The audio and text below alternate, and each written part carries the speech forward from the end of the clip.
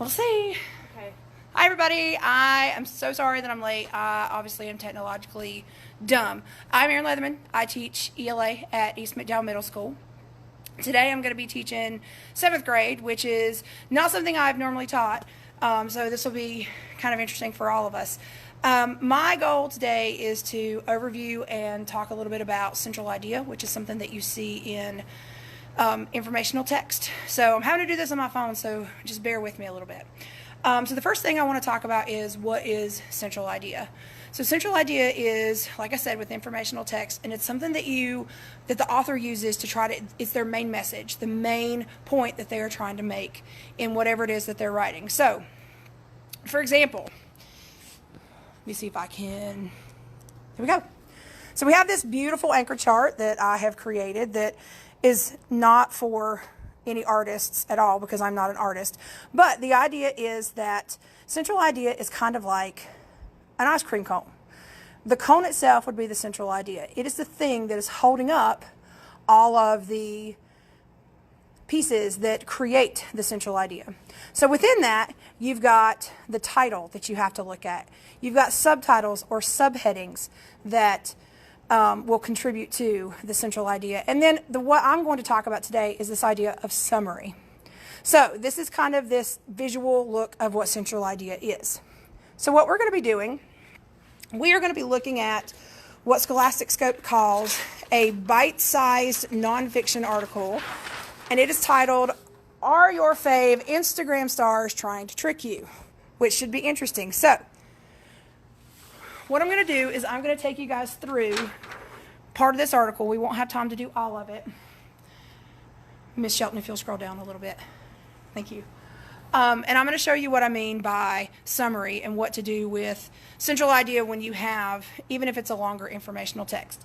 So one of the things that was on the ice cream cone is the title. So we want to look at our title, which is, "Are Your Fave Instagram Stars Trying to Trick You?"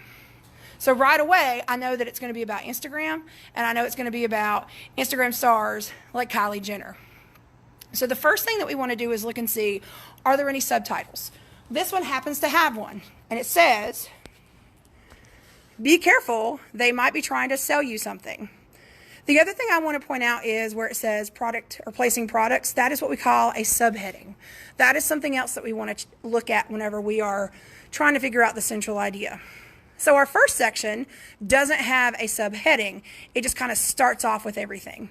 So what I'm going to do, I'm going to read this out loud to you guys, just this section, and then I'm going to show you this idea of summary and how this can help you figure out the central idea. So Kylie Jenner is actually what we're going to read about, of all things. So if you will, humor me so that I can read this to you. So I know it's backwards for you guys. I'm sorry. Let me see if I can do it this way. All right, Kylie Jenner is one of the most popular celebrities in the world. She's part of the famous Kardashian family. She has her own makeup brand, and she has more than 100 million Instagram followers. When she posts to her feed, people pay attention. Last year, she posted a photo of herself in a pair of jeans with the caption, "Obsessed with my new @FashionNova jeans." It might have seemed that she was just sharing what she loves with her fans, and her fans responded. The post got more than 2 million likes. But Jenner wasn't just posting about her favorite jeans. She was being paid to advertise them. So what I'm going to do is I'm going to take that section that we just read, and I want to try to summarize it into one sentence to try to get a general idea of what this is talking about. Just this section. We don't want to take it all as one big thing because that can be overwhelming. So take a minute to think about, if you could summarize it in one sentence, what would it be? And I'm going to write down while you're thinking what my one sentence summary would be.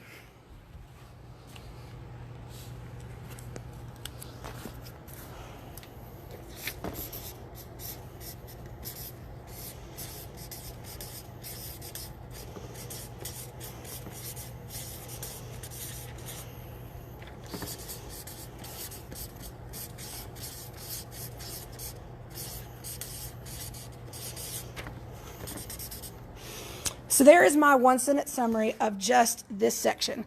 Kylie Jenner influences what people buy. All right, so I'm on my way to figuring out what this central idea or this main concept is that our author is trying to write about. But that's just one section. We've got I think 4 more that we're going to go through, and we probably won't get through all of them, but I'm going to do the exact same thing for the second section. So our second section, we're going to look at the subtitle, which is placing products. All right, so I'm going to read this to you guys. See if you, after I'm done reading, can figure out in one sentence, what is this section talking about? All right, it says, fans love to follow their favorite stars on Instagram, Twitter, and other social media outlets. They like to know who singer Selena Gomez hangs out with and where basketball star Steph Curry eats dinner. And sometimes celebrities do share personal moments. But other times, stars are getting paid to post about clothing, makeup, or other products. These kinds of ads are called product placements because a company pays to place its product in a post. On Instagram, product placements are often called sponsored posts. A big star can rake in $100,000 for just one. Sponsored posts are supposed to be labeled #ad or #sponsored, but people don't always label their posts clearly. Jenner did use #ad at the top of her post, but celebrities may bury the hashtag at the end of a plethora, which is a big word, it means many, of other hashtags. Or they may use ambiguous, another big word that means it's not able to be seen clearly or understood clearly. For example, #SP means sponsored, but it could just as easily mean Spanish or special. Research shows that product placement works best if they don't seem like ads, which is why stars sometimes disguise their posts in these ways. So that was a little bit longer of a section. My summary sentence is probably going to be a little bit longer than the original one that I wrote. So I'm going to, once again, summarize what I just read in that section into one sentence, and I'm going to put it underneath here. So, where's my pen? Here we go.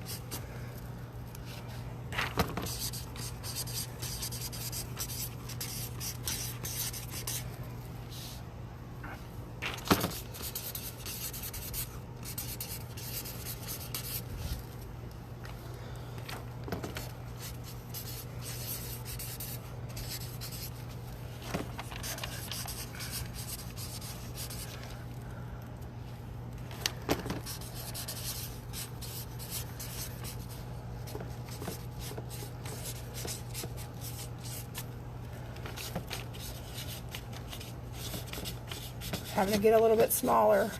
Sorry. Oh, well, that's beautiful. All right, so here is my second one based on the section that we just read. Hashtags for specific ads aren't always clear and may make it seem as though the post is part of their everyday lives. So unfortunately, we're not going to get to read all of this. It's a really interesting article, but I'm also a nerd. So what I would do is I would go through the other sections. We have sneaky ads, art of disguise, and get smart. And just based on those and what I've read so far, I can infer that our central idea is going to be something about being more vigilant or cautious when we are looking at these Instagram influencers and the posts that they make. Again, I can't confirm that at this point because I haven't read all the rest of this. But hopefully that will help you, give you a little bit of a strategy you can use when you have those nonfiction pieces, especially the nonfiction pieces that may not be super exciting, like Kylie Jenner or whatever. If you have any questions, feel free to comment below or email me. My email is erin.leatherman@mcdowell.k12.nc.us. Thank you guys for tuning in, and I will see you soon.